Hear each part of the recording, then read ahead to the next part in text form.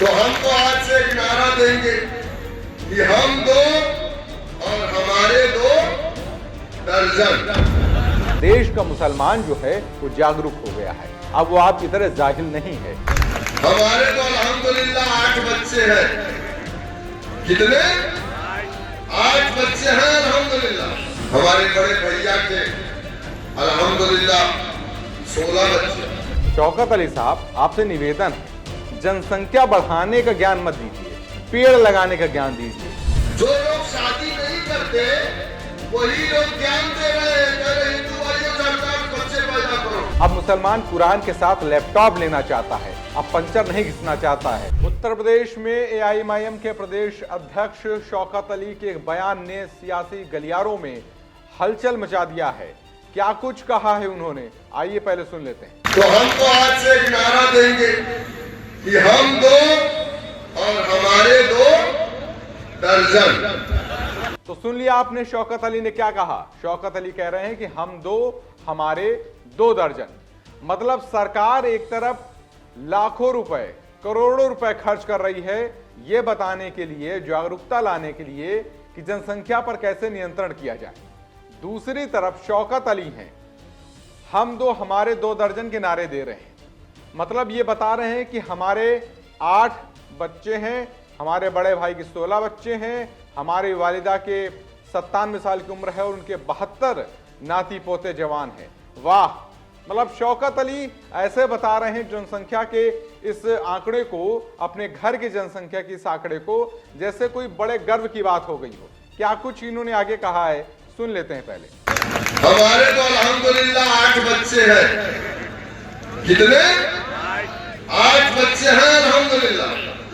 और हमारे बड़े वाले भैया का भी जल्दी इंतकाल हुआ है। हमारे बड़े भैया के अल्हम्दुलिल्लाह 16 बच्चे। और सुनिए, हमारी वालिदा अपनी हयात से 97 साल हमारी वालिदा की उम्र है और कम से कम 72 उनके नाती और पोते जवान, 6-6 बेटे। तो शौकत अली साहब, आपको लगता है कि जनसंख्या नियंत्रण से कोई वास्ता नहीं है। हो सकता है कि आपके घर में जनसंख्या बढ़ती जाए और उसका कोई असर ना पड़े, क्योंकि आप तो राजनेता है ना, खानदानी भी पैसा होगा, तमाम व्यवसाय चल रहे होंगे। लेकिन थोड़ा आम आदमी के बारे में सोचिए, जिसको आप भड़का रहे हैं उस आम आदमी के जीवन के बारे में सोचिए। मतलब जिस वक्त अस्पतालों में भीड़ जमा होगी, जिस वक्त बेड नहीं मिलेंगे, उस वक्त ये बयान, ये जो आपका ज्ञान है, ये कहाँ काम आएगा। क्या आप उन आम लोगों को बेड दिलाने के लिए जाएंगे? जब अस्पतालों में भीड़ लग जाएगी, जनसंख्या बढ़ जाएगी, तो उन अस्पतालों में आप लाइन में लगेंगे, जाके उनको दवा दिलाने के लिए लेके जाएंगे। क्या जनसंख्या नियंत्रण जिस तरीके से सरकार लगातार पैसा खर्च कर रही है, क्या वो बेवकूफ़ है? क्या वो ऐसे ही खर्च कर रही है? मतलब आपको पर्यावरण से कोई वास्ता नहीं है, मतलब आपको देश की जनता से कोई वास्ता नहीं है, ना आपको रोजगार से कोई वास्ता है। जो लोग इतने बड़े पद पर बैठकर ऐसे बयानबाजियां करते हैं, जो आम लोगों को इस तरीके से भड़काते हैं, क्या वो जरा भी नहीं सोचते हैं कि अगर सरकार में वो होंगे तो किस तरीके की हालात पैदा कर देंगे। पर्यावरण के बारे में कुछ पढ़ा भी है शौकत अली साहब की? नहीं पढ़ा है। लेकिन उसके पहले ये बयान इनका एक बार फिर सुन लीजिए, क्योंकि अगर इन्होंने पढ़ा होता पर्यावरण के बारे में तो शायद इस तरीके का बयान ही बिल्कुल ना देते।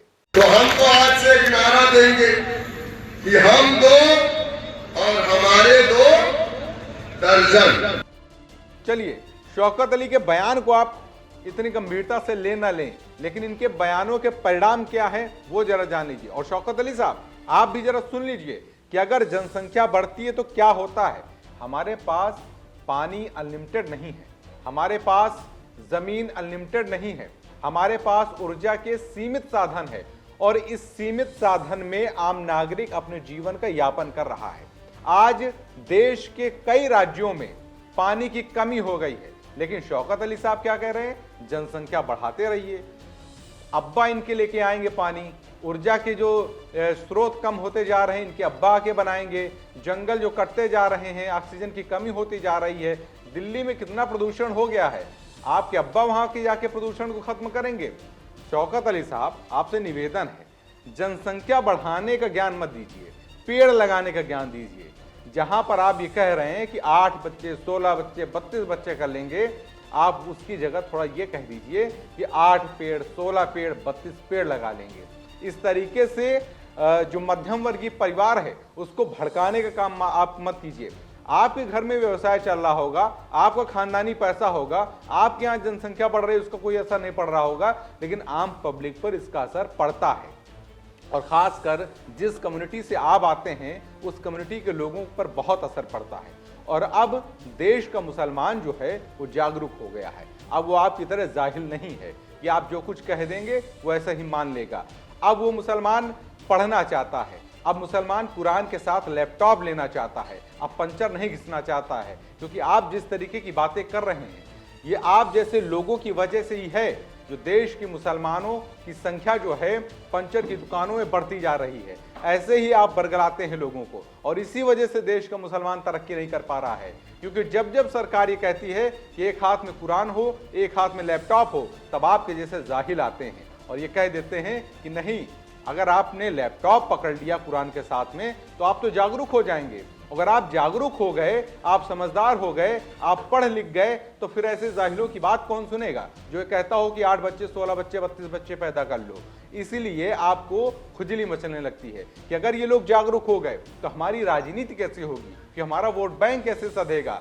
तो खासकर ऐसे लोगों से सावधान रहने की जरूरत है।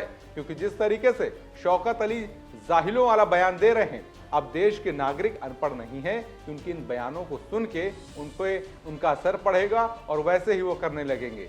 अब देश के मुसलमान और देश के नागरिक पूरी तरीके से समझदार हो चुके हैं, जागरूक हो चुके हैं, और अब वो जानते हैं कि हमारे लिए जनसंख्या नियंत्रण कितना ज़रूरी है, हमारे लिए पर्यावरण की सुरक्षा कितना ज़रूरी है।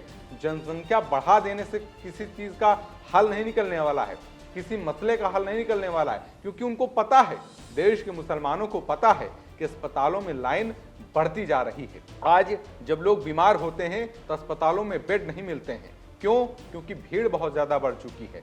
आज ऊर्जा के जो साधन हैं वो सीमित हैं, और उन्हीं सीमित साधनों में लोग अपने जीवन को आगे बढ़ाने की कोशिश में लगे हुए हैं। आज सरकार के पास जो रोजगार के संख्या है रोजगार की, वो सीमित है, और ये असंतुलन ही देश की बर्बादी की ओर धकेल देगा। लेकिन शौकत अली जैसे लोग जो हैं वो देश के लोगों को गुमराह करने का काम कर रहे हैं। लेकिन अब देश की जनता और देश का मुसलमान गुमराह नहीं होगा। नमस्कार। This video is sponsored by Ram Group of Companies, co-sponsored by Nature House and Bhaiya Ji Silver Coated Ilaichi.